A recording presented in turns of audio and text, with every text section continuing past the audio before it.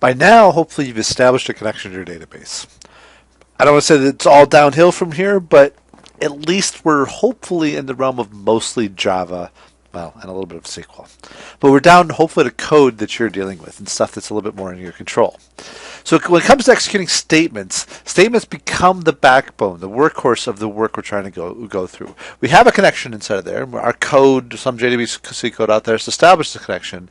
And from that connection, I get statement objects. The statement saying this is the thing I want to do on the database. It's the guts. It's the core of how do I get data, update data.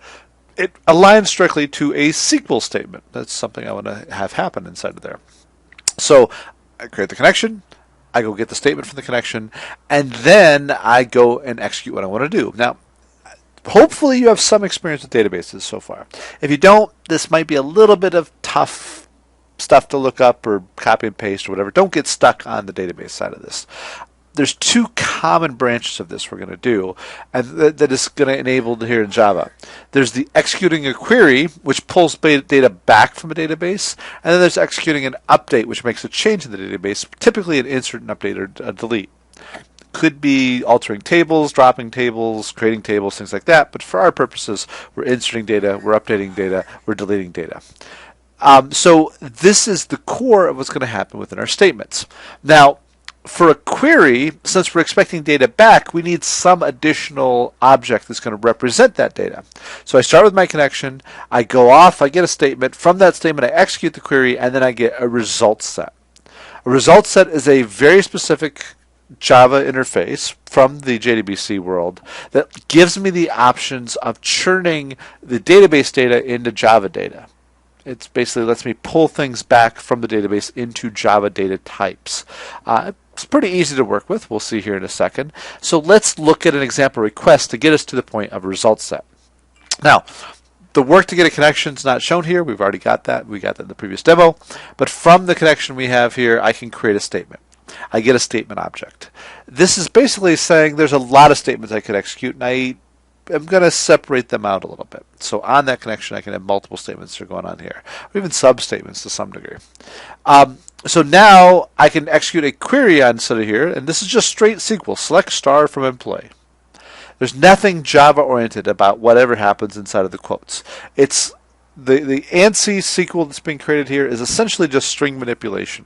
It's not specific to Java syntax at all. It's entirely up to the database. And if you're connected to a database, you can use specific details from that database. It makes it less portable code. If I'm using specific Oracle syntax, for example, I can't port that over to DB2. But it would work fine for the Oracle database. So from that, when I execute this statement, I get back a result set. The result set might be empty. It might have a billion rows out there. It's up to whatever the query pulls back and how the driver manages that. Normally it pulls back 50 rows at a time, or whatever you configure it to do. But that's an example of what the request is. So what does the results set look like from a code standpoint? I never know what the results are going to be, but I need a way to represent that in code. So from that result set, it comes back looking essentially like a table. Surprisingly enough, that's how data is out there in a database. It has rows and columns. But being the fact that it's an abstract representation of that data, I don't know what the types are. It's not an object. It doesn't know that this is an integer, this is a string, this is a date, this is a so on and so forth. So we have to manipulate this representation of the table called the results set by using the methods inside of this class. There's going to be a series of methods there. So the way I'm going to do it is I'm going to go through it one row at a time. As a result set, I'm going to say, give me the next row, give me the next row, give me the next row. And I'm going to keep doing that until I'm out of rows. Because again, I could have 0 rows, I could have 1,000,000 rows. It depends on what was in the database. And for each one of those rows, then, I can go and query each one of the columns. So the columns are the same type across every table. That's the definition of what a database stores. But each row represents a new data item inside of here. So in Java, our role is to map each row into our own data representation. It could be an array. Most likely it's going to be an object, because then each column becomes an attribute as part of that object. And so In order to be able to grab data out of columns, I'm going to have a series of methods for that row that says, hey, go get from this column this type of data. So you can see there's a method out there, get string out of column 1, or get an integer out of the address column, or get a string out of the phone column, or get a date out of the last updated column, or whatever that's going to be. So the two things I need to know inside of this is I need to know the type of the data I'm expecting to get, and then I need to know what either the column number is based off of the way I formulated my query, or what the name of the column is coming back. Again, that could be based on the query or the structure of the database. The database column, so it's really uncommon to get columns by numbers because it's separate external data. It's much easier to use it by the way I'm naming those columns based off of what they're named in the database. But either one is acceptable. Each one of them can be done here. So we'll see this more when we get to demo. We'll see an actual table. We'll play with that. But this is the foundation of how we have that stuff up and working. I have a string in one row. I have an integer in the next row. And I can go get that into that specific Java data type. Now, the data types that are out there, SQL has predefined data types, which is in the first column here.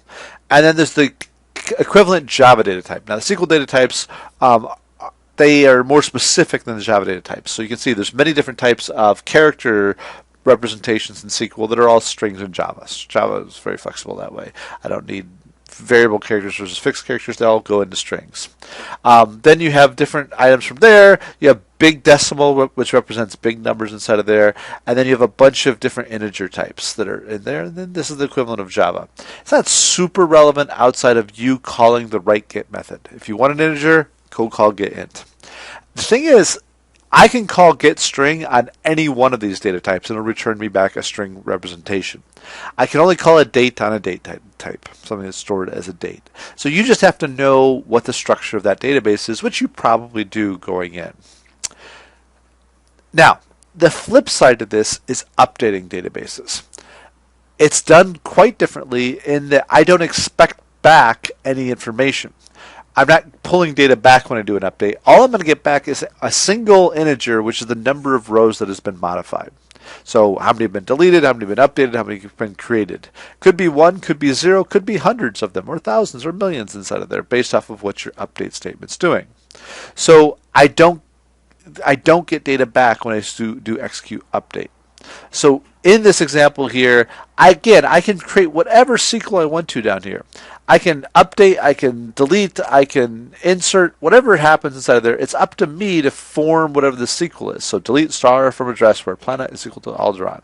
It's my Death Star SQL that's going on inside here. And I do an execute update on that, and all that comes back is the integer of how many addresses were deleted.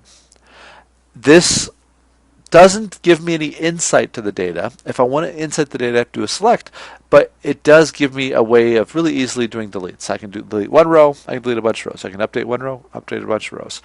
And I don't have to create a execute update statement, execute delete statement, execute insert statement. They're all updates inside of there.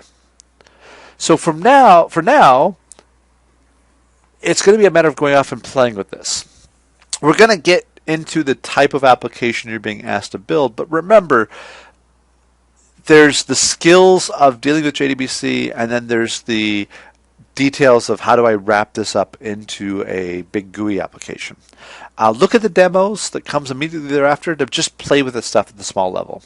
If you can write a simple 10-line Java program to connect to a database, insert some data, read it back again, then you're 90% of the way there towards building the whole application. We want to separate out the skills. If you're a great GUI designer, awesome. Don't forget we need to do JDBC as well. If you were terrible at GUI stuff and you hate it, don't worry about it. Focus on the GUI stuff. Focus on the SQL stuff. We'll come back and we'll do the GUI later on. So my recommendation to you is start small and then go from there. So jump off, play with this, and see what you can do to insert and update data.